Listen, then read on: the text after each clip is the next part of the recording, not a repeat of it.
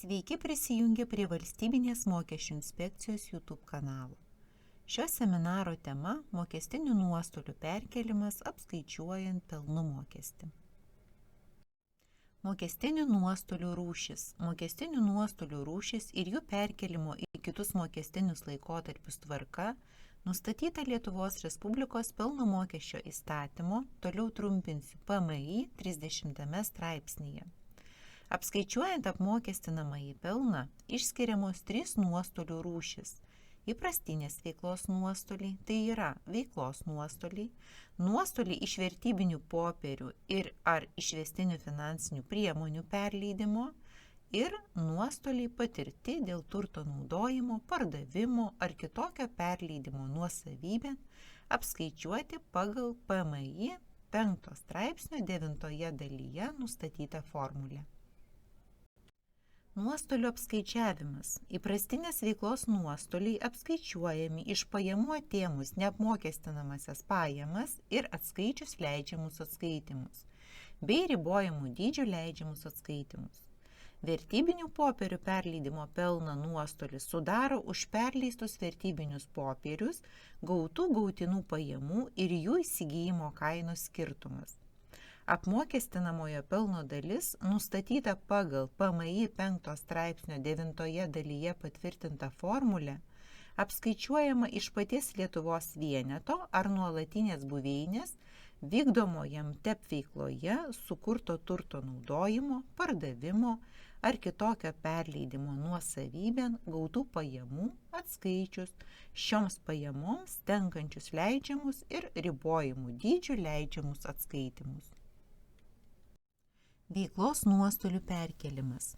Vienetų išskyrus finansų įstaigas patirti veiklos mokestiniai nuostoliai gali būti perkeliami į kitus mokestinius laikotarpius neribotą laiką, jei vykdoma ta pati veikla, iš kurios šie nuostoliai susidarė, jos nenutraukiant.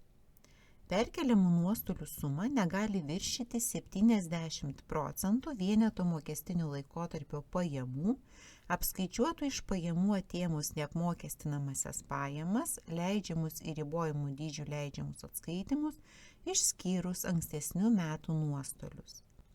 Šis apribojimas netaikomas smulkiosioms įmonėms, kurių 2025 metų mokestinio laikotarpio apmokestinamasis pelnas apmokestinamas taikant 6% pelno mokesčio tarifą.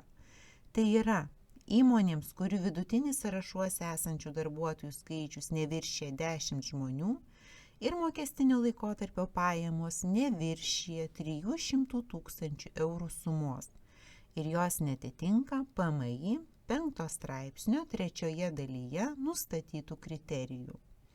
Nuo 2026 metais prasidėjusio mokestinio laikotarpio lengvatinis pelno mokesčio tarifas 7%.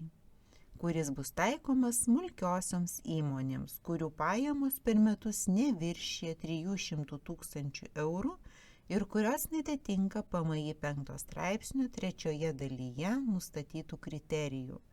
Darbuotojų skaičiaus reikalavimas nebebus taikomas.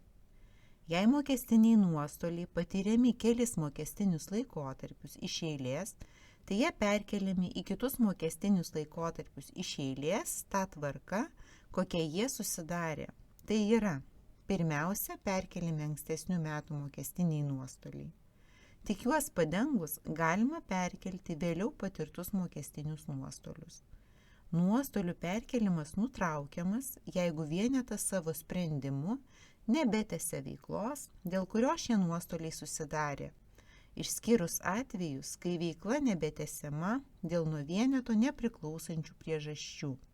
Pavyzdžiui, stichinių nelaimių, nenugalimos jėgos, force majeure aplinkybių, teisės aktų pasikeitimo ir panašiai.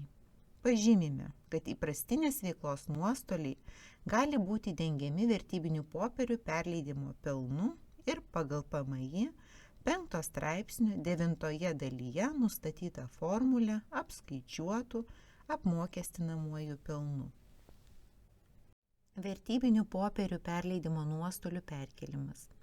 Vienetų, išskyrus finansų įstaigas, patirti vertybinių popierių perleidimo nuostoliai gali būti perkeliami į kitus mokestinius laikotarpius ne ilgiau kaip 5 vienas po kito einančius mokestinius laikotarpius ir dengiami tik vertybinių popierių perleidimo pelnu.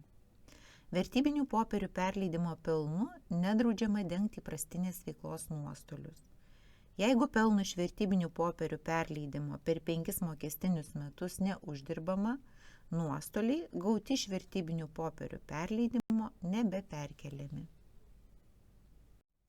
Į kitą mokestinį laikotarpį perkeliami nuostoliai patirti dėl turto naudojimo, pardavimo ar kitokio perleidimo nuosavybėn, apskaičiuoti pagal PMI 5 straipsnio 9 dalyje nustatytą formulę, gali būti dengiami tik pagal PMI 5 straipsnio 9 dalyje nustatytą formulę, apskaičiuoto apmokestinamojo pelno dalimi. Tokiu pelnu gali būti dengiami ir įprastinės veiklos nuostoliai. UAB nefinansų įstaiga taikanti 16 procentų pelno mokesčio tarifą už 2025 metus apskaičiavo 50 100 eurų veiklos pelno ir 10 000 eurų VP perleidimo pelno. Bendras rezultatas – pelnas 60 100 eurų. Perkeliami ankstesnių mokestinių laikotarpių veiklos nuostoliai sudarė 40 000 eurų, o VP perleidimo nuostoliai 10 000 eurų. Apskaičiuodama 2025 metų apmokestinamąjį pelną, UAB gali atskaityti iš vertybinių popierių perleidimo pelno 10 000 eurų ankstesnių mokestinių laikotarpių vertybinių popierių perleidimo nuostolių sumą. Iš veiklos pelno nedaugiau kaip 35 070 eurų ankstesnių mokestinių laikotarpių veiklos nuostolių sumą. Tai yra nedidesnė kaip 70 procentų veiklos pelno suma, nes taikomas apribojimas. Pavyzdys. UAB nefinansų įstaiga taikanti 17 procentų pelno mokesčio tarifą už 2026 metus apskaičiavo 60 000 eurų veiklos pelno ir 20 000 eurų vertybinių popierių perleidimo pelno. Bendras rezultatas – pelnas 80 000 eurų. Perkeliami ankstesnių mokestinių laikotarpių veiklos nuostoliai sudarė 50 000 eurų, o vertybinių popierių perleidimo nuostoliai – 20 000 eurų. Apskaičiuodama 2026 metų apmokestinamąjį pelną, UAB gali atskaityti iš vertybinių popierių perleidimo pelno 20 000 eurų ankstesnių mokestinių laikotarpių vertybinių popierių perleidimo nuostolių sumą. Iš veiklos pelno nedaugiau kaip 42 000 eurų ankstesnių mokestinių laikotarpių veiklos nuostolių sumą. Tai yra nedidesnė kaip 70 procentų veiklos pelno suma, nes taikomas apribojimas.